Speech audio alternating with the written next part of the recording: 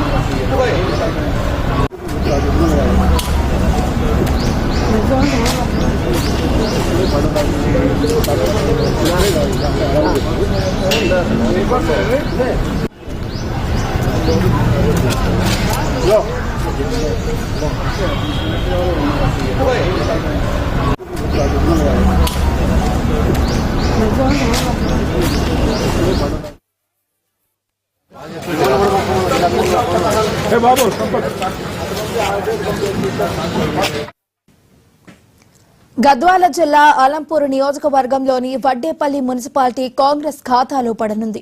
మున్సిపాలిటీలో మెజారిటీ స్థానాలు గెలిచిన all India forward bloc councillor Congress పార్టీలో చేరనున్నారు.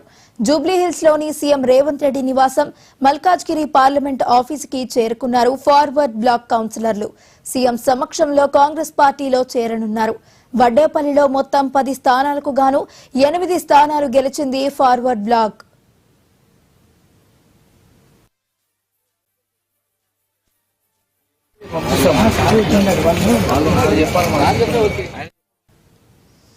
అమరావతిలో ఈ రోజు మధ్యాహ్నం సందడి నెలకొంది.